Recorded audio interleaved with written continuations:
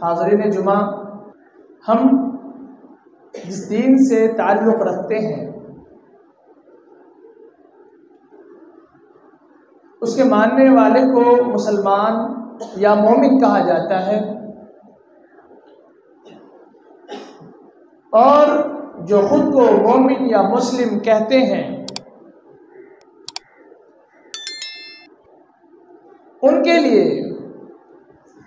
اس بات میں یقین رکھنا، اس بات میں وشواس رکھنا لازم اور ضروری ہو جاتا ہے کہ کائنات میں جو بھی چیزیں ہو رہی ہیں، خواہ اس کا تعلق فائدے سے ہو یا نقصان سے ہو، ان کا تعلق ڈائریکٹ اللہ رب العالمین کے حکم سے ہے، خواہ اس کا تعلق ہماری ذاتی زندگی سے ہو یا سماجی زندگی سے ہو،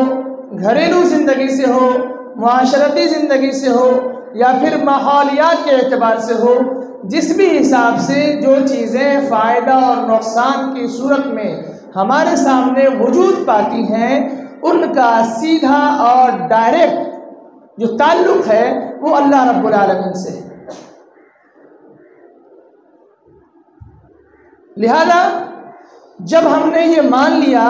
کہ نفع اور نقصان کا مالک اللہ کے علاوہ کوئی بھی نہیں ہے، نہ ہی کوئی ولی ہے، نہ ہی کوئی بزرگ ہے، نہ ہی کوئی پیر ہے، نہ ہی کوئی نبی ہے، نہ ہی کوئی نیتا ہے، نہ ہی کوئی لیڈر ہے، اور نہ ہی کوئی ادھر ادھر کے لوگ ہیں، کوئی بھی انسان، کوئی بھی مخلوق، کوئی بھی وقت، کوئی بھی دن، کوئی بھی لمحہ یا کوئی گھڑی ایسی نہیں ہے جس کے اندر بذات خود اس کے اندر،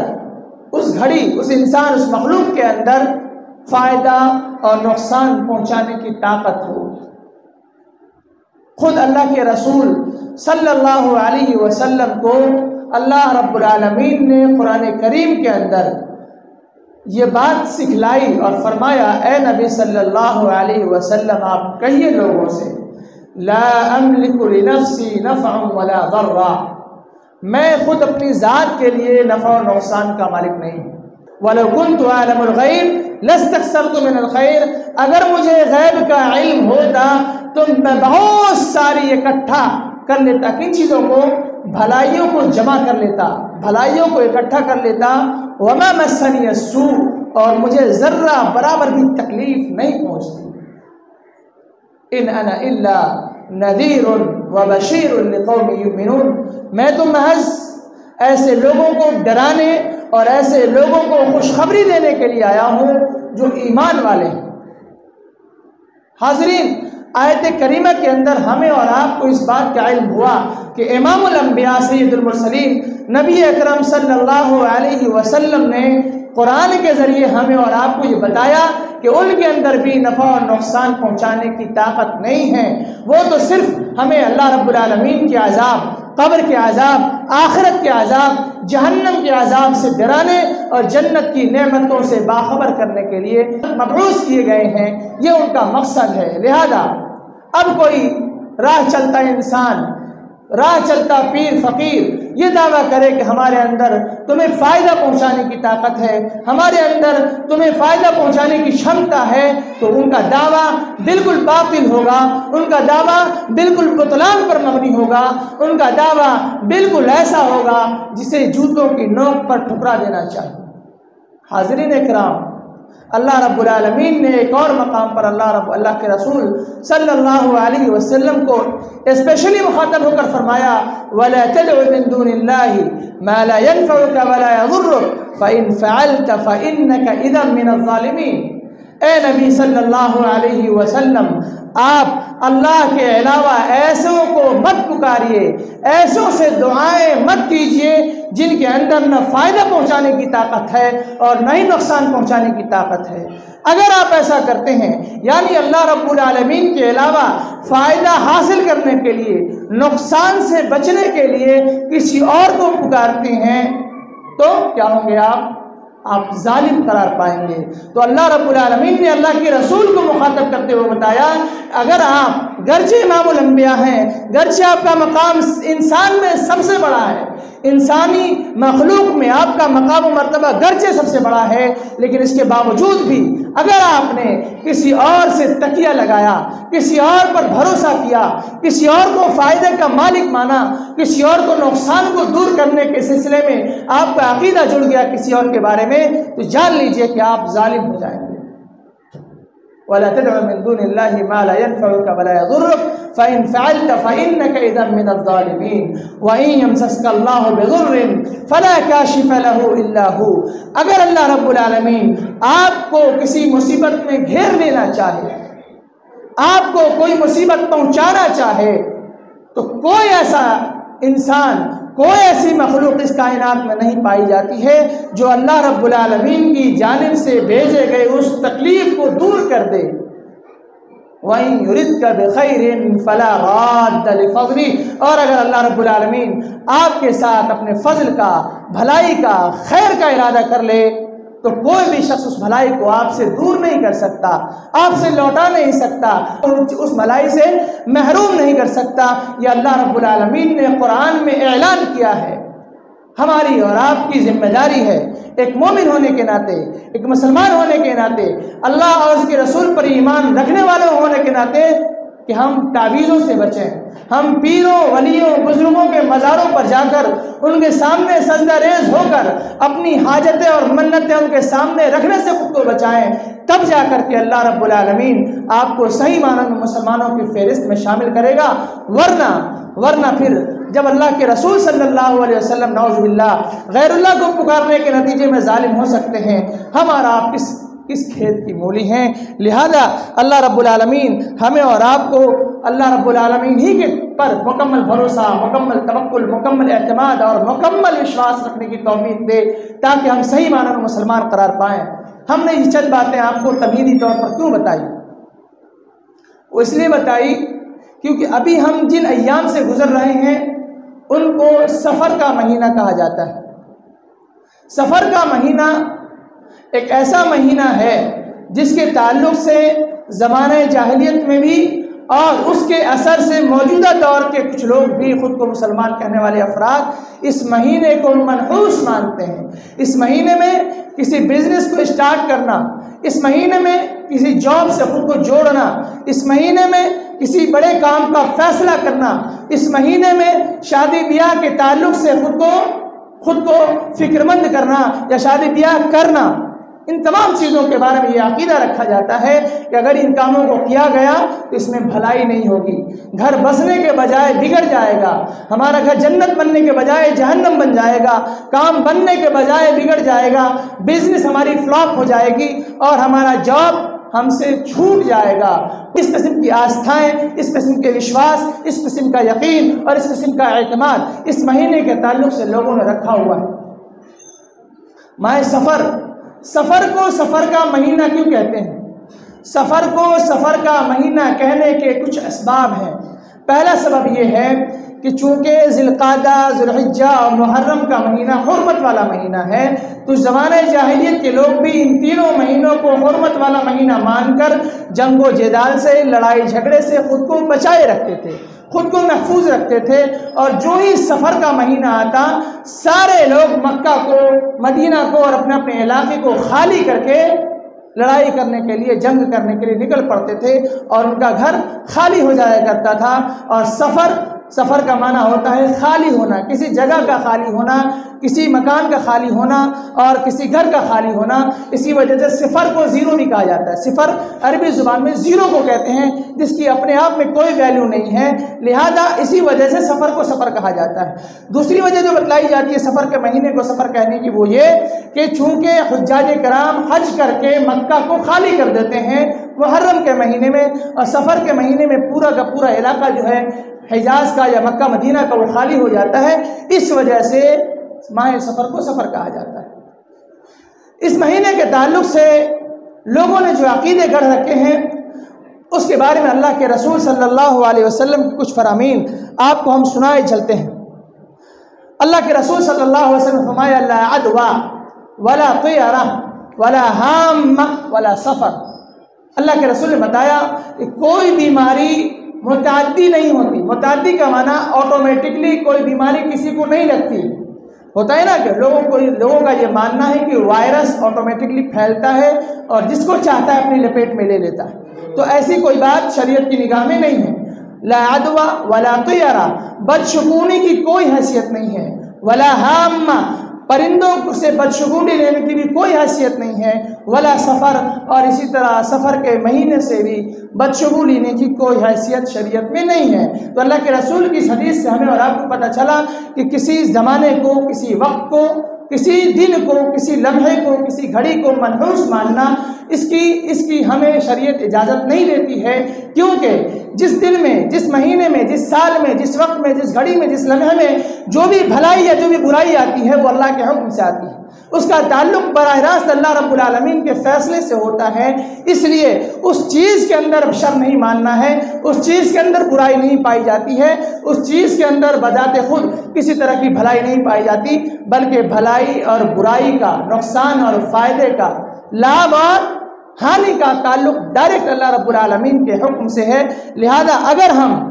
ہم یہ وشواس رکھتے ہیں کہ سفر کے مہینے میں کسی کام کو کریں گے تو وہ سفر کا مہینہ یا وہ کام ہمارا برباد ہو جائے گا، تو آپ گویا کہ شرک کرتے ہیں، کیونکہ اللہ رب العالمین پر توکل نہ کر کے آپ کو وشواس جو ہوا وہ سفر کے مہینے پر ہوا۔ اگر آپ راستہ چلتے ہیں، آپ کے سامنے سے بلی گزر جاتی ہے تو آپ یہ وشواس رکھتے ہیں کہ اگر ہم آگے اپنا سفر جاری رکھتے ہیں تو پھر ہمیں بڑے حادثے کا سامنا کرنا پڑ سکتا ہے۔ اگر آپ ایسا کرتے ہیں تو گویا کہ آپ نے اللہ کو نقصان پہنچانے والا نہیں مانا، بلکہ اس بلی کے اندر اس بات کی چھمتا کو آپ نے تسلیم کیا کہ اس بلی کے اندر نقصان پہنچانے کی طاقت ہے، اور ایسا ماننے کی صورت میں آپ مشرک قرار پائیں گے۔ اسی طرح پرندے کو اڑا کر کے آپ نے بھلائی اور برائی کا فیصلہ اس طرح لیا کہ پرندہ اگر دائیں جانب جائے گا تو بھلائی ہوگی، بائیں جانب جائے گا تو برائی ہوگی، تو آپ نے بھلائی اور برائی کو ناپنے کا جو معیار طے کیا ہے وہ پرندے کو طے کیا ہے۔ تو اس معنی میں اللہ رب العالمین کے ساتھ آپ شرک کرنے والے بن جاتے ہیں اور آپ مشرک قرار پاتے ہیں۔ اسی طرح اگر بہت سے لوگ ایسے بھی ہوتے ہیں جو صبح اٹھے کام کو نکلے تو ان کا چہرہ کسی فقیر سے مل جاتا ہے، یعنی ان کی ملاقات کسی فقیر سے، کسی غریب آدمی سے ہو جاتی ہے، تو خود کو امیر کہنے والے، خود کو بہت زیادہ دھنی منی کہنے والے لوگ یہ مان کر چلتے ہیں کہ آج ہماری کھٹیا کھڑی ہوگی، آج ہمارا کام بگڑے گا، کیونکہ ہماری ملاقات پہل مسکین سے، غریب سے، کالے کلوٹے انسان سے ہو گئی ہے۔ تو آپ نے اپنے نقصان کا ذمہ دار اس انسان کو مانا، اللہ کو نہیں مانا، اس معنی میں آپ مشرک قرار پائیں گے۔ لہذا یہ تمام ساری باتیں، اس کا لب لباب اور خلاصہ یہ ہے کہ آپ ہر چیز میں، چاہے اس کا تعلق نقصان سے ہو یا فائدے سے ہو، اللہ رب العالمین سے اس کو جوڑیں اور یہ یقین رکھیں کہ آپ کے ساتھ جو کچھ ہوا ہے اس کا فیصلہ زمین و آسمان کے پیدا کرنے سے 50,000 سال پہلے ہو چکا، جس کی تجدید، جس کو پھر سے دہرایا گیا تھا اس وقت جب آپ اپنی ماں کے پیٹ میں 4 مہینے کے ہو چکے تھے۔ تو ہمیں اور آپ کو یہ پتہ ہونا چاہیے کہ ہماری زندگی میں جو بھی بھلائیاں اور جو بھی برائیاں آتی ہیں وہ ہماری تقدیر کا حصہ ہے۔ اللہ کے رسول صلی اللہ علیہ وسلم نے فرمایا، کیا فرمایا؟ وَاعْلَمْ أَنَّ الْأُمَّةَ، جان لو کہ پوری کی پوری جماعت، پوری کی پوری قوم، لَوِ اجْتَمَعَتْ عَلَىٰ أَن يَنفَعُوكَ بِشَيْءٍ لَمْ يَنفَعُوكَ إِلَّا بِشَيْءٍ كَتَبَهُ اللَّهُ لَكَ، پوری جماعت مل کر اگر یہ فیصلہ کرے، پوری جماعت مل کر اگر یہ ٹھان لے، پوری جماعت مل کر اگر یہ خود اپنے آپ میں تہیہ کر لے کہ ہمیں تمہیں فائدہ پہنچانا ہے، تو پوری کی پوری جماعت مل کر بھی آپ کو کوئی فائدہ نہیں پہنچا سکتی۔ ہاں اتنا ہی فائدہ پہنچا سکتی ہے جتنا آپ کی تقدیر میں لکھا ہوا ہے۔ اسی طرح نقصان کا معاملہ ہے، وَلَوِ اجْتَمَعَتْ عَلَىٰ أَن يَضُرُّوكَ بِشَيْءٍ لَمْ يَضُرُّكَ إِلَّا كَتَبَهُ اللَّهُ عَلَيْكَ، اگر پوری جماعت مل کر آپ کو نقصان پہنچانا چاہے تو ہرگز کچھ نقصان نہیں پہنچا سکتی مگر اتنا ہی جتنا آپ کی تقدیر میں لکھا جا چکا ہے۔ لہذا کسی بھی انسان میں، کسی بھی مخلوق میں کسی شکتی کا ماننا یا کسی مخلوق کے سلسلے میں شکتی پر عقیدہ رکھنا اور وشواس رکھنا، یہ آپ کے ایمان کے لیے گھاتا اور نقصان دہ ہے۔ لہذا اللہ رب العالمین پر مکمل وشواس رکھیے، اللہ رب العالمین پر مکمل بھروسہ رکھیے، تبھی جا کر ہماری اور آپ کی جو ہمارے اور آپ کے مومن ہونے کا یا مسلم ہونے کا جو دعویٰ ہے وہ یقینی معنوں میں سچا ثابت ہوگا، ورنہ ہم سبھی کے سبھی اپنے ایمانی دعوے میں جھوٹے قرار پائیں گے۔ اسی طرح اللہ کے رسول صلی اللہ علیہ وسلم نے بدشگونی کے تعلق سے بتایا۔ بدشگونی کیا ہے؟ بدشگونی یہ ہے کہ آپ نے کسی کام کے کرنے کا ارادہ کیا، لیکن کسی چیز کے دیکھنے کی وجہ سے یا کسی بات کے سننے کی وجہ سے آپ نے اپنے کام کے ارادے کو چھوڑ دیا، اپنے کام کو کرنا چھوڑ دیا، اپنے سفر پر جانا ترک کر دیا، تو یہی چیز بدشگونی ہے اور یہ شریعت میں حرام ہے، شریعت میں حرام ہے۔ اور یہ ایک ایسی چیز ہے جو صرف امت مسلمہ میں ہی نہیں پائی جاتی بلکہ گزشتہ اقوام میں بھی یہ چیزیں پائی جاتی تھیں۔ اللہ رب العالمین نے موسیٰ علیہ السلام کی قوم کا ذکر کرتے ہوئے فرمایا فَإِذَا جَاءَتْهُمُ الْحَسَنَةُ قَالُوا لَنَا هَٰذِهِ وَإِن تُصِبْهُمْ سَيِّئَةٌ يَطَّيَّرُوا بِمُوسَىٰ وَمَن مَّعَهُ أَلَا إِنَّمَا طَائِرُهُمْ عِندَ اللَّهِ وَلَٰكِنَّ أَكْثَرَهُمْ لَا يَعْلَمُونَ۔ موسیٰ علیہ السلام کی قوم کے پاس جب کوئی بھلائی آتی، جب کوئی اچھائی آتی، جب کسی خیر کا نزول ہوتا تو وہ کہتے تو ہم تو اس کے حقدار تھے، لہذا یہ چیز ہمیں ملنا ہی ملنا تھی۔ اور جب انہیں کوئی مصیبت پہنچتی تو وہ کہتے کہ یہ موسیٰ اور موسیٰ کی قوم کی وجہ سے ہے، یعنی موسیٰ علیہ السلام جو ہماری قوم میں ہے نا، انہی کی وجہ سے ساری گڑبڑی ہوتی ہے، انہی کی وجہ سے ساری پریشانیاں کھڑی ہوتی ہیں، ان کے جو متبعین، ان کے جو پیروکار ہیں نا، انہی کی وجہ سے ہمارے ساتھ پریشانیاں کھڑی ہوتی ہیں۔ فَإِذَا جَاءَتْهُمُ الْحَسَنَةُ قَالُوا لَنَا هَٰذِهِ وَإِن تُصِبْهُمْ سَيِّئَةٌ يَطَّيَّرُوا بِمُوسَىٰ وَمَن مَّعَهُ أَلَا، خبردار، انما طائرهم عند اللہ ولكن اکثرهم لا يعلمون، خبردار، ان کی جو بدقسمتی ہے، ان کی جو بدبختی ہے، ان کی جو بدنصیبی ہے وہ اللہ رب العالمین کی جانب سے ہے۔ موسیٰ علیہ السلام یا ان کے ساتھ جو لوگ رہتے ہیں، ان کے جو ماننے والے ہیں، ان کا کوئی بھی اس میں رول نہیں ہے۔ الا انما طائرهم عند اللہ ولكن اکثرهم لا يعلمون، لیکن زیادہ تر لوگ، ادھکتر ایسے لوگ ہیں جن کو ان چیزوں کی جانکاری نہیں ہے۔ جو اللہ رب العالمین نے اس آیت کریمہ میں ایک بات بتلائی، ایک چیز اشارہ کیا، وَلَكِنَّ أَكْثَرَهُمْ لَا يَعْلَمُونَ، زیادہ تر لوگ جانکار نہیں ہیں۔ ہوتا یہ ہے کہ ہم دیکھتے ہیں کہ کوئی آدمی ایک بڑی جماعت کسی ایک طرف گئی اور ایک چھوٹی جماعت دوسری طرف گئی، تو ہم یہ فیصلہ کر لیتے ہیں کہ جو بڑی جماعت ہے نا وہ حق پر ہے اور جو چھوٹی جماعت ہے وہ باطل پر ہے۔ اللہ رب العالمین نے اسی عقیدے کا یا اسی مان کا، اسی آستھا کا بہت ہی زبردست انداز میں کھنڈن کیا ہے اور کہا ہے کہ اکثرهم لا يعلمون، اکثر لوگ جاہل ہیں، اکثر لوگ نادان ہیں، اکثر لوگ ناشکر ہیں، اکثر لوگ کافر ہیں، اکثر لوگ اللہ رب العالمین کی باتوں کو ماننے والے نہیں ہیں۔ تو اکثریت قرآن میں ایسی ہے،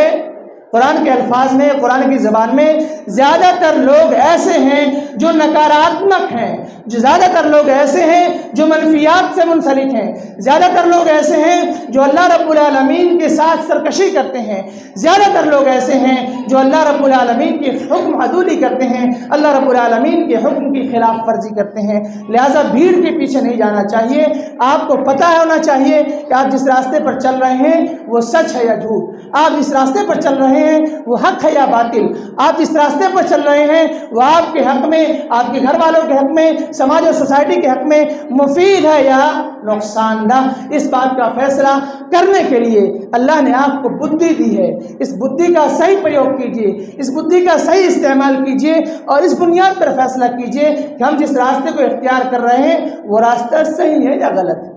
بھیڑ دیکھ کر فیصلہ کرنا یہ نادانوں کی علامت ہے، بھیڑ دیکھ کر فیصلہ کرنا یہ جاہلوں کی علامت ہے، بھیڑ دیکھ کر فیصلہ کرنا یہ کافروں کی علامت ہے، بھیڑ دیکھ کر فیصلہ کرنا اللہ رب العالمین کے نافرمان بندوں کی علامت ہے۔ لہٰذا بھیڑ کے پیچھے نہیں جانا چاہیے، اس بات کا بھی ہمیں آیت کریمہ کے اس ٹکڑے سے سندیش ملا۔ اللہ رب العالمین ہمیں نیک سمجھ عطا فرمائے۔ اس کے بعد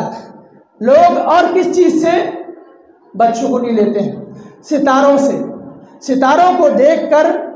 مطلب جو نجومی لوگ ہوتے ہیں نا، جو ستاروں کے جانکار خود کو کہتے ہیں، حالانکہ ہوتے نہیں، یہ لوگ کہہ دیتے ہیں کہ آپ کا ستارہ آج گھوم رہا ہے، مطلب آپ کے ساتھ آج گڑبڑ ہونی ہی ہونی ہے، وہ گھبرا جاتا ہے۔ آپ نے ستاروں کے تعلق سے یہ مان لیا کہ ہمارے حق میں بھلا یا برا فیصلہ کرنے کا حق یا حکم کس کو ہے؟ ستارے کو ہے۔ جب آپ نے یہ مان لیا تو پھر آپ اللہ رب العالمین کے ساتھ شرک کر بیٹھے۔ لہذا اللہ کے رسول صلی اللہ علیہ وسلم نے فرمایا، اللہ کے رسول صلی اللہ علیہ وسلم نے فرمایا کہ 4 امور ایسے ہیں جن کا تعلق زمانہ جاہلیت سے ہے۔ الفخر فی الاحساب والطعن فی الانساب، کہ حسب و نسب کی بنیاد پر فخر کرنا، نچلی ذاتی والوں کو طعن و تشنیع کرنا، والاستسقاء بالنجوم، ستاروں کے ذریعے بارش طلب کرنا، یہ ستاروں کے ذریعے اپنی حالت معلوم کرنا،